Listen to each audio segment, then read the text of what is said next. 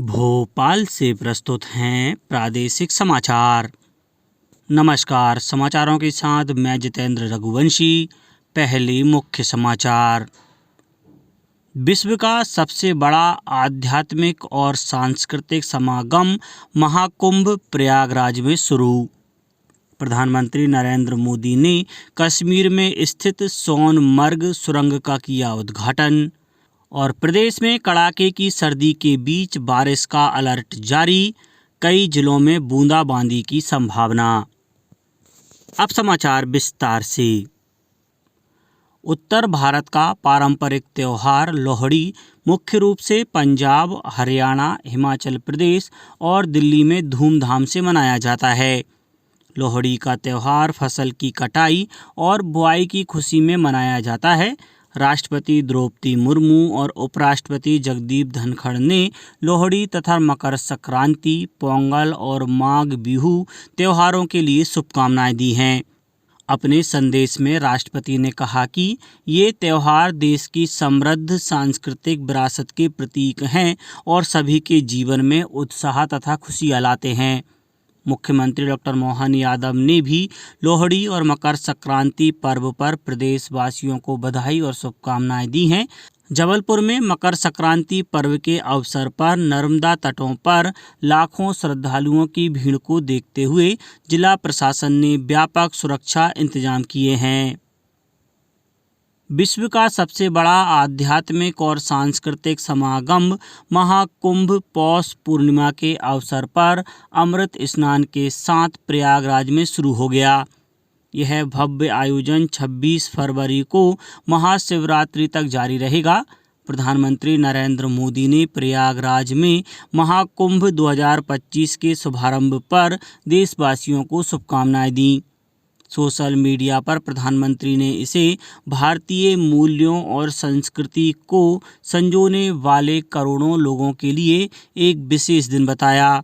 उन्होंने कहा कि महाकुंभ देश की शाश्वत आध्यात्मिक विरासत का प्रतीक है और आस्था और सद्भाव का उत्सव है। मुख्यमंत्री डॉक्टर मोहन यादव ने महाकुंभ के शुभारंभ की शुभकामनाएं दी। मुख्यमंत्री ने कहा कि आस्था, भक्ति और अध्यात्म के महाकुंभ के माध्यम से देश विदेश के श्रद्धालुओं को भारत की आध्यात्मिक एवं सांस्कृतिक चेतना के दर्शन होंगे। प्रधानमंत्री नरेंद्र मोदी ने कश्मीर के गांदरबल जिले में प्रतिष्ठित सोनमर्ग सुरंग का उद्घाटन किया और इसे राष्ट्र को समर्पित किया। प्रधानमंत्री ने कहा कि इससे क्षेत्र की यात्रा सड़क मार्ग से और भी सुगम बन जाएगी, वहीं व्यापार और पर्यटन क्षेत्र को भी गति मिलेगी। यह सुरंग सोनमर्ग में घरेलू और अंतर्राष्ट्रीय पर्यटन को भी बढ़ावा देगा। विकसित भारत के सफर में बहुत बड़ा कंट्रीब्यूशन हमारे टूरिज्म सेक्टर का है। बेहतर कनेक्टिविटी के चलते जम्मू कश्मीर के उन इलाकों तक भी टूरिस्ट पहुंच पाएंगे जो अभी तक अनछुए हैं। साल 2024 में 2 करोड़ से अधिक टूरिस्ट जम्मू कश्मीर आए हैं। यहां सोनमर्ग में भी 10 साल में 6 गुना ज्यादा टूरिस्ट बढ़े हैं। मुख्यमंत्री डॉक्टर मोहन यादव ने कहा है कि राज्य सरकार धार्मिक नगरों में शराबबंदी लागू करने पर विचार कर रही है। उन्होंने कहा कि इस संबंध में साधु संतों द्वारा दिए गए सुझावों पर राज्य सरकार गंभीर है।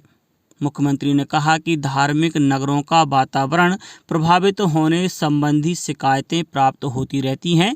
हमारा प्रयास है कि इन नगरों की पवित्रता अक्षुण्ण रहे, इसलिए राज्य सरकार नीति में सुधार कर जल्द ही इस दिशा में ठोस कदम उठाएगी।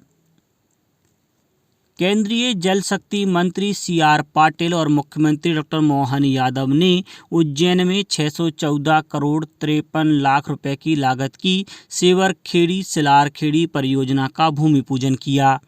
परियोजना से क्षिप्रा नदी को निरंतर प्रवाहमान बनाए रखने के साथ ही उज्जैन को पेयजल के लिए पर्याप्त जल उपलब्ध हो सकेगा। राज्यपाल मंगू भाई पटेल ने कहा है कि सरकार ने 2025 तक टीबी रोग के संपूर्ण उन्मूलन का लक्ष्य रखा है। टीबी एसोसिएशन रोग अभियान के कार्यों को सर्वोच्च प्राथमिकता से करें।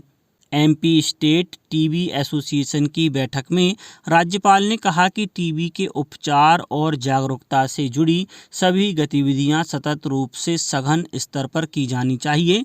राज्यपाल ने कहा कि टीबी के उन्मूलन प्रयासों में जागरूकता सबसे जरूरी है, इसलिए दूरस्थ ग्रामीण अंचलों, झुग्गी बस्तियों, स्कूल और कॉलेजों में टीबी की जागरूकता गतिविधियों को लगातार जारी रखा जाए। पंचायत और ग्रामीण विकास मंत्री प्रहलाद पटेल ने नरसिंहपुर जिले के करेली में 50 बिस्तरीय सिविल अस्पताल का उद्घाटन किया। इस अवसर पर उन्होंने कहा कि अस्पतालों में डॉक्टर्स की कमी जल्द ही दूर होगी। केंद्र सरकार ने सीटें बढ़ाकर इस काम को बेहतर किया है। प्रयागराज महाकुंभ को लेकर उन्होंने कहा कि हमारी पीढ़ी सौभाग्यशाली है जिसने रामलला की स्थापना देखी और अब 144 साल के कुंभ को 12वीं बार पूरा होते हुए देख रहे हैं। मध्य प्रदेश सरकार और भारत सरकार दोनों इस बात पर प्रयासरत है।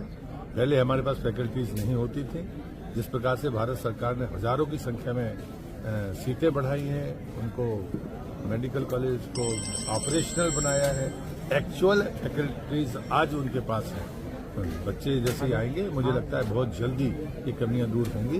और चूंकि करेली तो व्यावसायिक नगर है, यहाँ पर कोई आने में ऐतराज भी नहीं करेगा, तो मुझे लगता है ये कमियां बहुत जल्दी होंगी।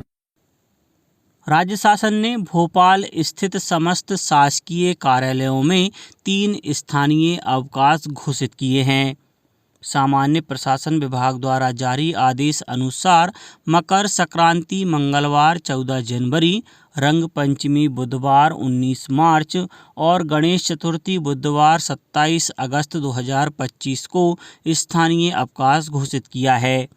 भोपाल गैस त्रासदी बरसी दिवस बुधवार 3 दिसंबर 2025 केवल भोपाल शहर के लिए भी घोषित किया गया है। अब बात मौसम की।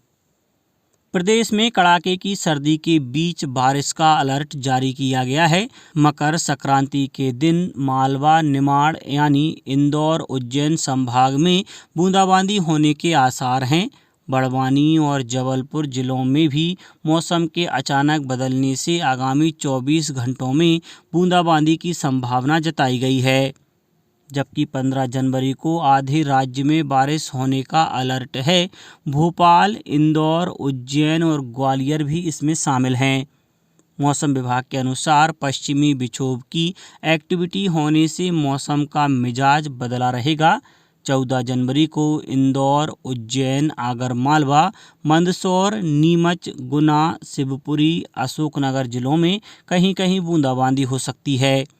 15 जनवरी को भोपाल, इंदौर, उज्जैन और ग्वालियर समेत 33 जिलों में हल्की बारिश होने की संभावना है। 16 जनवरी को ग्वालियर, मुरैना, भिंड, दतिया, शिवपुरी और अशोकनगर में बूंदाबांदी के आसार हैं। अब कुछ समाचार संक्षेप में। नगरीय विकास एवं आवास मंत्री कैलाश विजयवर्गीय की अध्यक्षता में सतना जिले के चित्रकूट में प्रगतिरत कार्य एवं समग्र विकास पर परिचर्चा का आयोजन किया गया।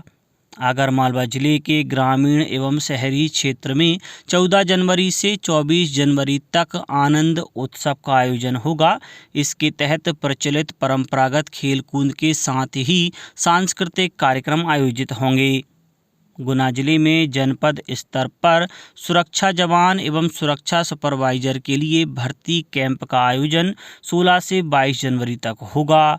जबलपुर में मध्य प्रदेश राज्य विधिक सेवा प्राधिकरण द्वारा भारतीय रेड क्रॉस सोसाइटी द्वारा संचालित निराश्रित वृद्ध आश्रम में विधिक जागरूकता शिविर का आयोजन किया गया। अशोकनगर में नशा मुक्ति अभियान के अंतर्गत जिले की समस्त छात्रावासों में नशा मुक्ति समिति का गठन तथा प्रत्येक कक्षावार नशा मुक्ति मित्र बनाए जाएंगे। खंडवा जिले के मोहनिया भाम में श्री देव भिलट भान मेले का आयोजन किया जा रहा है। इस मौके पर देव भिलट भान पर निशान चढ़ाया गया। झाबुआ जिले में युवा शक्ति मिशन का संचालन किया जा रहा है। कलेक्टर नेहा मीना ने इस मिशन अंतर्गत जिले से प्रतियोगी परीक्षाओं में चयनित युवाओं को सम्मानित किया। और छिंदवाड़ा जिले में समर्थन मूल्य पर किसानों से उनकी धान की उपज खरीदने के लिए प्रशासन ने 9 खरीदी केंद्र बनाए हैं। अभी तक 1882 किसानों ने पंजीयन कराया है। अंत में मुख्य समाचार एक बार फिर। विश्व का सबसे बड़ा आध्यात्मिक और सांस्कृतिक समागम महाकुंभ प्रयागराज में शुरू। प्रधानमंत्री नरेंद्र मोदी ने कश्मीर में स्थित सोनमर्ग सुरंग का किया उद्घाटन। और प्रदेश में कड़ाके की सर्दी के बीच बारिश का अलर्ट जारी, कई जिलों में बूंदाबांदी की संभावना। आज के इस बुलेटिन में बस इतना ही। नमस्कार।